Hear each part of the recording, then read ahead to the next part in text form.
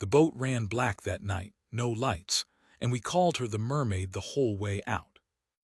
It started with Petty, who had a way of saying a cruel thing so it sounded like affection. He was hunched at the port gun with his kit strapped down against the chop, and when the spray came over the bow and soaked the woman sitting midships in her dive rig, he leaned over to me and said the sea was calling its own home. The Mermaid, he said, going back where she belonged. Two of the younger men laughed the way men laugh when they are cold and afraid and want to be somewhere else, and the name stuck to her the way salt water sticks, and by the time we cleared the last headland, it was the only thing any of us called her. Her name was Kessler. I knew that much because it was stenciled on her fins and because I had read it on the manifest 3 days earlier and gone straight to the detachment commander to have it struck. I am not proud of that now. I was proud of it then. I had 11 years on the boats and I had put men in the water on nights worse than this one, and I had a simple arithmetic in my head that had kept my people alive. You do not put a passenger on a shooting op, and a diver who is not a shooter is a passenger. That was what I thought she was. A stunt. A billet somebody upstairs had invented to make a photograph, dressed up in a rebreather, and handed a lane on a night when the lane was going to cost somebody their life. The commander heard me out. He was a patient man, older than me, and he let me finish the whole speech before he said one word, which was her call sign, and then he told me to go check my boat. I did not know the call sign then. It meant nothing to me. Undertow. I thought it was the kind of name a person gives themselves to sound dangerous, and I filed it under the same contempt I had for everything else about her, and I went and checked my boat, and I told Petty and the others what I thought of the whole arrangement, which is how the joke got started in the first place. That is a thing I have had to carry. The Mermaid was my invention before it was Petty's mouth. I only let him say it out loud. She heard all of it. That is the part I could not get past later. She sat midships in the cold with her hood already up and her mask pushed back on her forehead, and she heard every word of it, the Mermaid and the rest, and she did not so much as turn her head. She checked her rig. She ran her hands along the hoses in the dark by feel, the way you check a thing you trust your life to, slow and total, and she breathed off the loop twice to hear the sound of it, and she did all of this while 8 grown men made a joke of her, and her face never changed. I took it for arrogance. I know better now. It was the stillness of somebody who has already had every version of that conversation 100 times and long ago decided not to spend herself on it. She was saving everything she had for the water. The sea was up.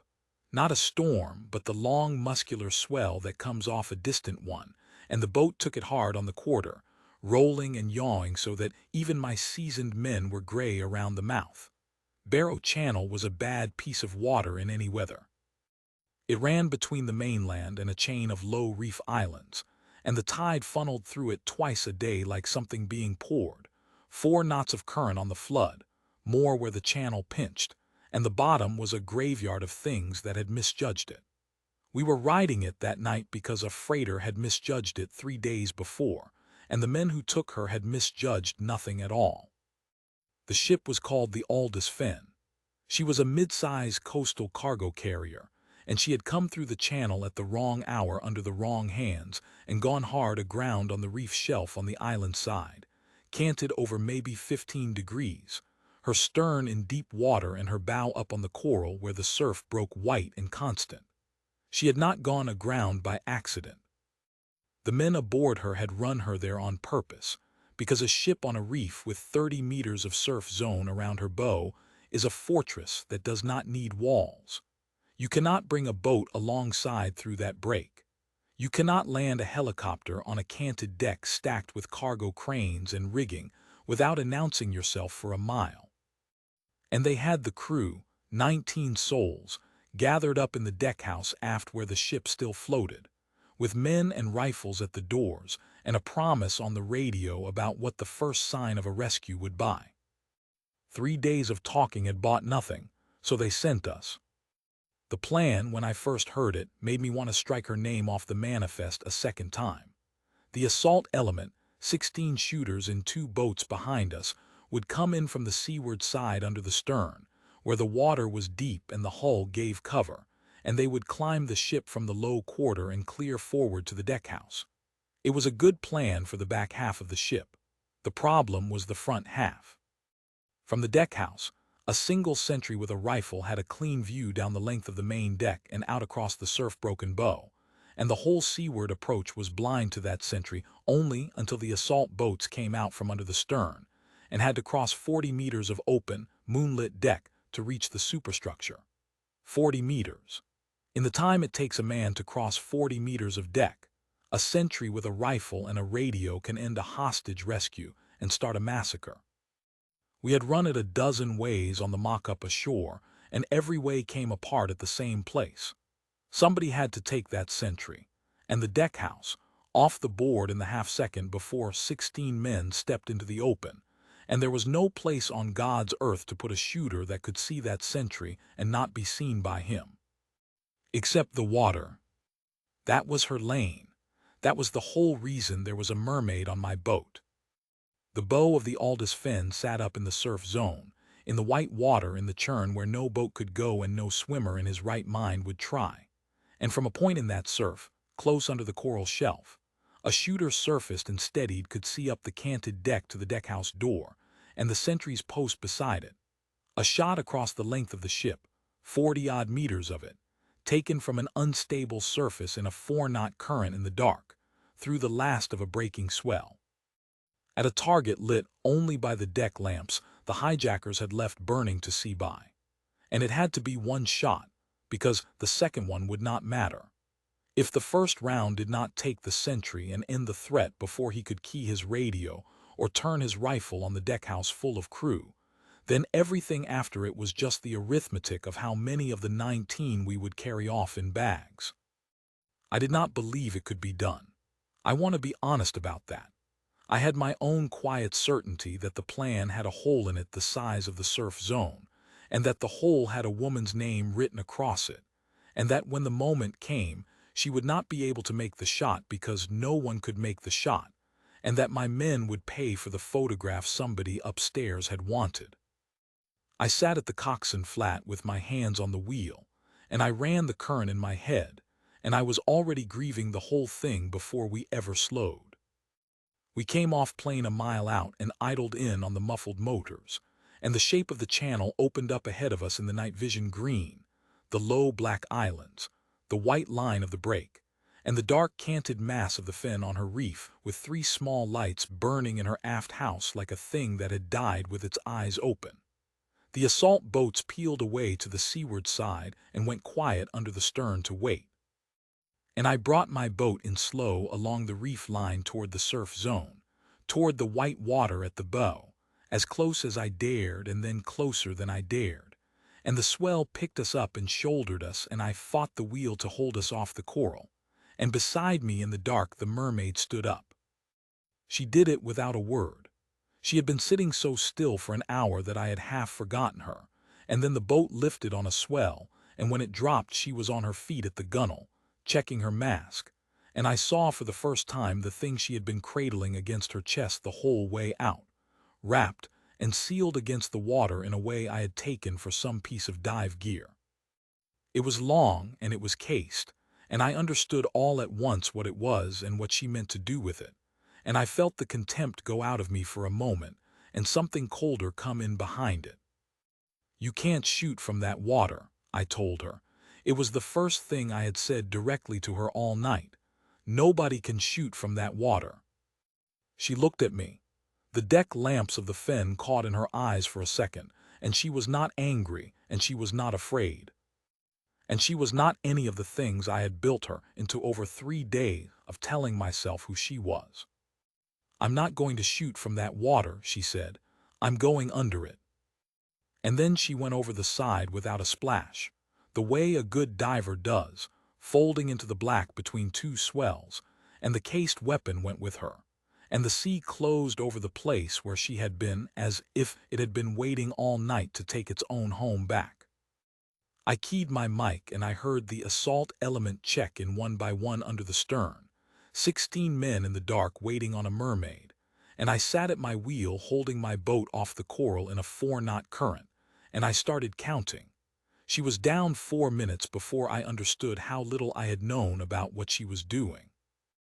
I had put swimmers in the water my whole career, and I had always thought of the water as a thing you crossed, a distance between a boat and a hull, a hostile blank you got through as fast as your lungs and your fear would let you. That is how a boatman thinks of it, and it is how a doubter thinks of it, and it was wrong in every way that mattered that night. She did not cross the water. She used it. I learned that later, sitting with her in the debrief and making myself listen, and it changed the shape of the thing in my memory so completely that I have never been able to see it the old way since. The current I had been cursing, the 4 knots of flood tide funneling through the pinch of the channel. She had studied for 3 days the way I had studied nothing. She knew where it split on the reef shelf and where it ran back on itself in the lee of the grounded hull. She knew that a man swimming against it in the open would be spent and useless in 100 meters, and that a diver who understood it could ride the edge of it, let it carry her down the reef line, and then slip into the dead water under the fen's canted bilge where the ship's own mass broke the flow. She had planned her approach the way I planned a boat's approach, current and set and drift, except she had done it in 3 dimensions and in the dark, and with her own body as the hull. What looked from my flat like a woman vanishing into chaos was a woman entering a system she had mapped down to its seams. I know now that she surfaced twice on the way in. Not to breathe, she was on a closed rebreather, no bubbles, nothing to see, but to look. She came up under the shoulder of the reef where the surf hid the small dark shape of her head, and she took the picture in her mind, the deck lamps, the angle of the canted deck, the black rectangle of the deckhouse door and the pale smudge beside it that was a man with a rifle who did not know the sea had sent something for him. She matched what she saw to what she had built in her head from the surveillance photos, and she corrected it, and she went back down. She told me afterward, in that flat, quiet way she had, that she flew the approach in her head before she flew it in the water, that she had done it so many times ashore, eyes closed, that the real swim felt like a memory she was walking back through. I had said no one could shoot from that water. What I had not understood was that, by the time she surfaced to shoot, she would have already been there a dozen times. On my boat we waited, and waiting is its own kind of work.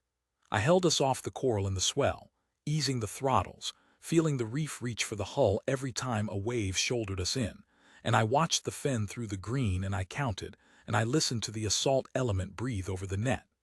Petty had stopped making jokes.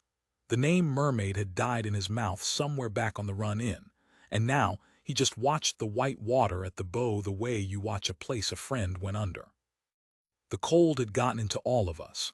I remember thinking that if this went wrong, when this went wrong, because I still believed it would, I would be the one who had tried to strike her name off the manifest, and I would have to live in a world where I had been right, and I understood for the first time that being right about this was the worst thing that could happen to me.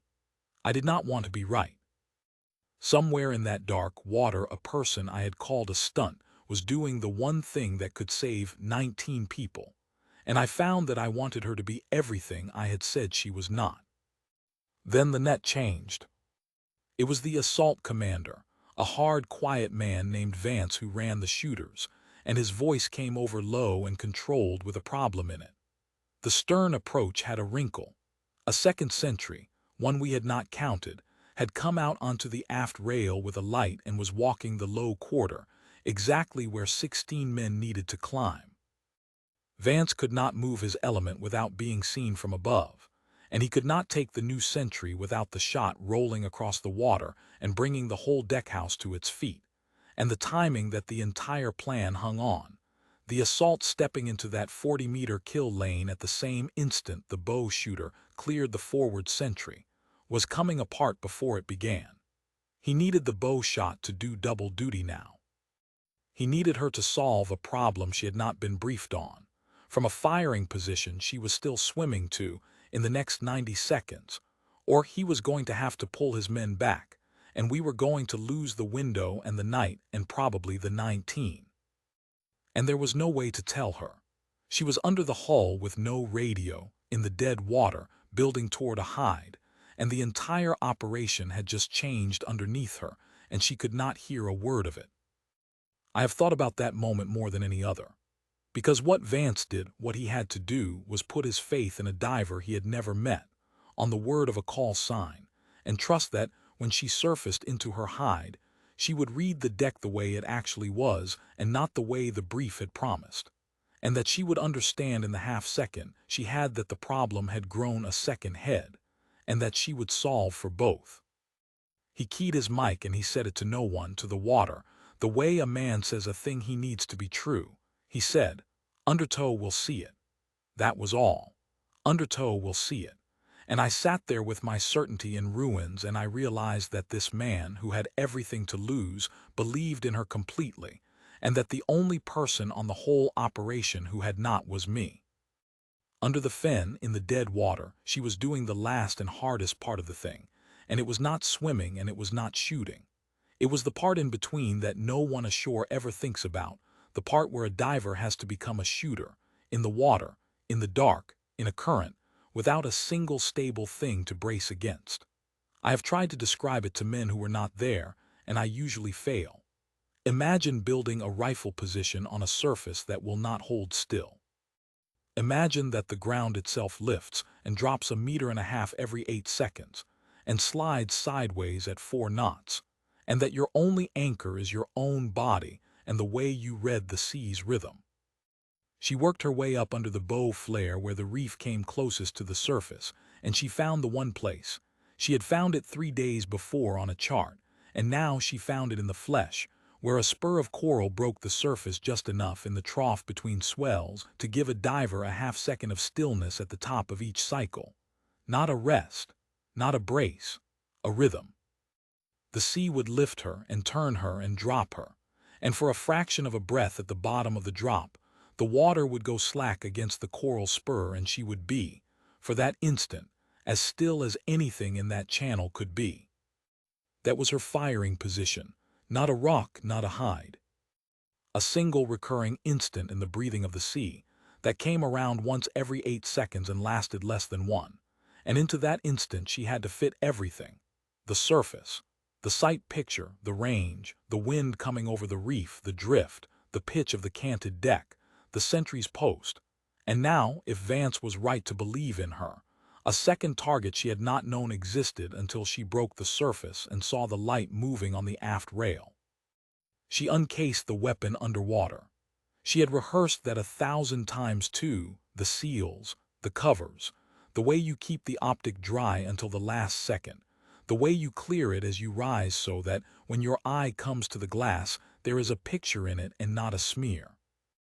And on the next lift of the swell, in the white water under the black bow of the Aldous fen, with 16 men frozen in the dark astern and 19 souls waiting behind a steel door, and one boatman ashore of her holding his breath against everything he had believed, the mermaid came up out of the depths with a rifle in her shoulder and looked down the length of a canted, lamplit deck to solve an impossible problem in the space of a single held breath. I saw her surface, just barely a darker shape against the white break, low, only the head and the shoulders and the black line of the barrel, there and then hidden again as the surf closed over the spot, and then there again as the next trough dropped her into stillness. And I understood, watching her appear and vanish and appear with the sea's own rhythm, that she was not fighting the water at all. She was keeping time with it. Every 8 seconds the channel handed her one still instant, and she was waiting through the chaos in between for that instant to come around, patient as a tide, reading the deck, reading the 2 men on it now, doing the arithmetic that would decide whether 19 people saw the morning.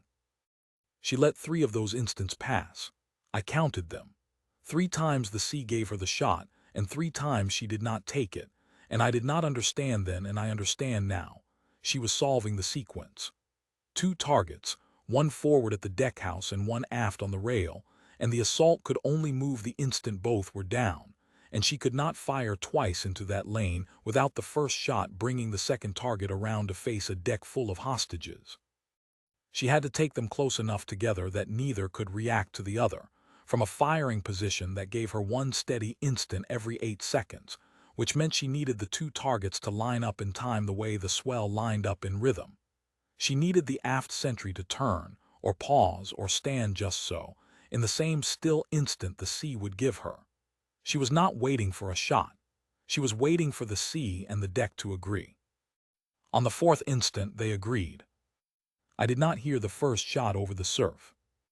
I saw the forward sentry, the pale smudge beside the deckhouse door, go down as if the deck had been pulled out from under him, and in the half-second while my mind was still catching up, she had ridden the same still instant, the same single breath of slack water, and shifted and fired again, and the light on the aft rail dropped and rolled and went dark. And the two men who had held 19 lives between them were down on the deck of the Aldous Fen before either one of them had finished the motion the other had started. 2 shots, 1 breath of the sea, across the length of a ship, from the white water in the dark, at the bottom of a swell, in a 4-knot current, off a surface that would not hold still, and both men down before the first one's rifle had touched the deck. For 1 second nothing on the whole channel moved, and then everything did. Vance's element came out from under the stern in a single dark surge. 16 men up the low quarter and onto the deck in the time it takes to describe it, and they crossed the 40 meters. The kill lane, the hole in the plan, the place every rehearsal had come apart, and they crossed it into silence, because the 2 men who could have turned that lane into a slaughter were down on the steel, and the deckhouse did not yet know its eyes had been put out. I heard it happen over the net. The flat, quick calls of men flowing through a ship door corner clear, and I heard the assault reach the deckhouse and take it in a rush of seconds, and I heard the word that every man on that operation had been waiting 3 days to hear, passed down the net in Vance's hard, quiet voice. The crew was up, the crew was secure, 19 souls, all 19, alive behind the steel door that 2 dead men had been told to make into a grave. 19. I sat at my wheel in the swell and I said the number to myself. 19 people were going to see the morning who would not have if the plan had had a man in that water instead of the Mermaid. Because a man could not have done it. Because I could not have done it. Because there was exactly one shooter in that whole theater who could ride the sea's rhythm up out of the black and take 2 men across the length of a ship in a single held breath. And I had gone to the commander 3 days before and tried to have her name struck off the manifest. I brought my boat in to take her out. That was my job, the last piece of it. The surf zone was no place to leave a swimmer once the shooting was done, and I eased in along the reef as close as the coral would let me, closer than I should have, and I put my light down low on the white water to find her. She was already coming to me. She had cased the weapon again, sealed it against the sea the way she had brought it out, and she came off the reef spur and let the current carry her down the hull the way she had ridden it in, and she surfaced beside my boat in the lee of the bow where the water ran slack, and I reached down and took her arm and brought her up over the gunwale, and for the first time all night the Mermaid was on my deck and looking at me and not at the sea. She was not triumphant. That is the thing I keep coming back to. I have seen men make hard shots, good shots, shots that saved lives, and I have seen what it does to their faces, the fierce grin, the shaking hands, the need to say it out loud. She had none of that. She pulled her mask up off her face and she breathed, slow and even, and she looked back once across the water at the ship where 19 people were being brought up out of the deckhouse into the air, and whatever she felt she kept it somewhere I could not see. She was not cold.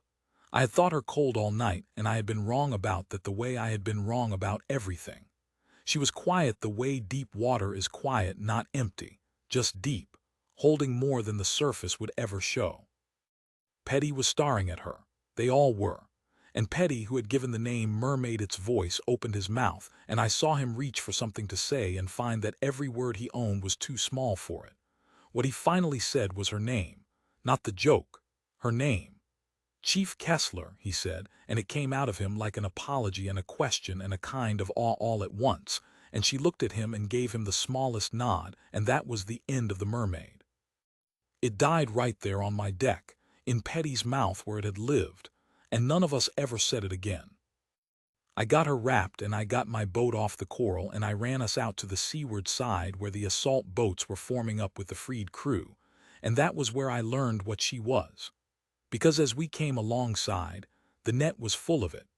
The crew talking over each other now that the discipline had broken, the freed hostages being counted and calmed, and under all of it, the shooters trying to understand what they had just seen. And it was Vance who said it, Vance who had put his whole faith in a call sign, and his voice came over the net not as a report but as something closer to reverence, and he said it plainly for everyone on the operation to hear. He said there was one qualification in the entire naval service for what she had just done, combat diver and precision maritime shooter both, the subsurface infiltration and the surfaced overwatch in the same body, the ability to become a firing platform in moving water. He said you could count the people who held it on your hands. He said they did not send those people on stunts. He said the reason there had been a diver on a shooting op, the reason somebody upstairs had fought to put that specific billet on that specific boat, was that the planners had looked at the surf zone and the 40-meter lane and the two-target problem and understood, 3 days before I did, that the only thing on earth that could solve it was exactly what she was. Not a photograph, not a passenger, the one tool built for the one lock. And her call sign, the name I had filed under contempt 3 days before, Undertow, was a name the maritime special operations community said the way you say the name of a legend, because the undertow is the thing beneath the surface that takes you when you thought the danger had passed, the pull you never see until it has you. And that was what she was to the men who ran ships aground and told themselves the surf zone was a wall. She was the thing that came from under the water they thought protected them. I had heard that call sign and thought a person had given it to herself to sound dangerous. I had it backwards. The service had given it to her because of what she had done to earn it, in other black waters, on other nights, and men who would never meet her knew it and trusted it. And Vance had spoken it into the dark before the shot the way you speak a thing you know to be true. Undertow will see it, and she had seen it, and 19 people were alive.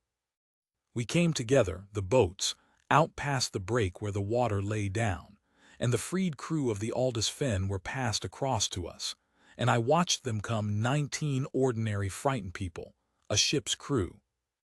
Men and women who had spent 3 days behind a steel door waiting to die, and now they were being handed down into the boats with blankets and water, and the shaking that comes when the fear finally has somewhere to go. And Vance brought his boat alongside mine, and he stood up in it, and he looked across the gap of dark water at Chief Kessler, where she sat on my deck with her rig still on, and her weapon cased across her knees. And then the whole boat went silent. I want to tell this part carefully because it is the part that changed me, and I do not want to make it more than it was, because it did not need to be more than it was. Vance did not make a speech.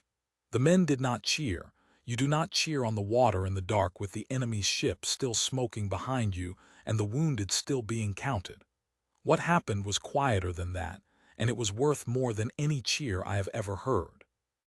Vance came to attention in the bow of his boat, this hard, quiet man who ran the shooters, who had a decade of the worst nights in the worst waters behind his eyes, and he raised his hand, and he held her a salute across the dark. And every man in his boat saw him do it, and every man in his boat did the same. And then it moved to my boat, the way a tide moves, without an order, without a word, Petty first, Petty who had made the joke, coming to his feet and raising his hand, and then the younger men, and then all of them, my whole crew standing in the swell with their hands raised to a woman they had called a mermaid 4 hours before. And I stood at my wheel, and I could not raise mine. Not because I did not want to, because of what it would cost me to raise it, which was everything I had told the commander 3 days before, everything I had told my crew on the run out, the whole clean arithmetic that had let me strike her name off a manifest and feel righteous doing it. To raise my hand was to admit all of it, in front of my men, in front of her. And I stood there with the shame of it locking my arm at my side, and Chief Kessler looked across the water and found me. She found me deliberately, out of all of them, because she had heard every word on the run out and she knew whose invention the mermaid had been, and she held my eyes. She did not gloat. There was no triumph in it, no "I told you so," none of the thing a smaller person would have taken and been entitled to take. She just looked at me steady, the deck lamps of the wrecked ship far behind her, and she gave me a moment I did not deserve and have never forgotten. She let me see that she knew, and then she let me see that it was all right, that the water forgives faster than men do, and that she had long ago stopped keeping the account that men like me kept for her, because she did not have the room for it. She had spent everything she had on the sea, on the shot, on the 19, and there was nothing left over in her for spite. And I raised my hand. It was the hardest thing I did that night, harder than holding the boat off the coral in the swell, harder than the counting and the waiting, and I raised it slow and I held her the salute, and I let my men see me do it, and I let her see me do it, and something came loose in my chest that had been clenched for 11 years around a certainty I had mistaken for wisdom. She nodded to me, the same small nod she had given Petty, and she brought her own hand up, unhurried, and returned it to all of us, and to me. And then she lowered it and turned to look back at the crew of the Aldous Finn being counted safe in the boats, because that was where her attention belonged and always had, on the living, on the 19, on the reason any of us had come out into that water at all.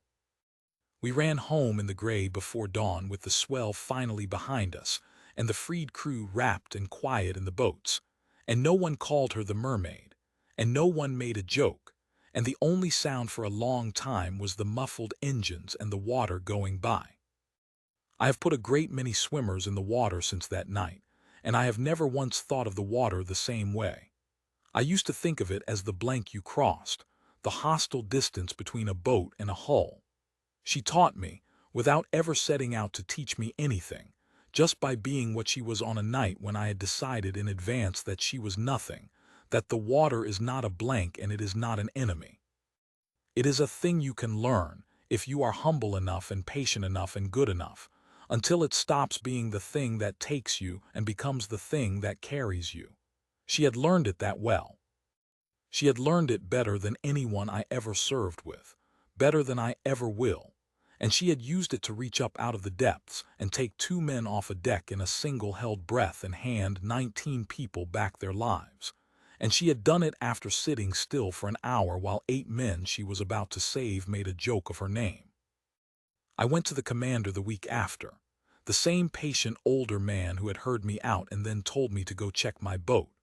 I told him I had been wrong, all the way wrong, wrong in a way I would carry, and I asked him why he had let me make that speech 3 days before without stopping me.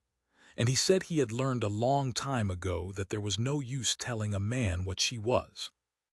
He said the ones like me had to be shown, in the water in the dark, or we never truly learned it, and that she had shown more men than me and never once seemed to hold it against a single one of them.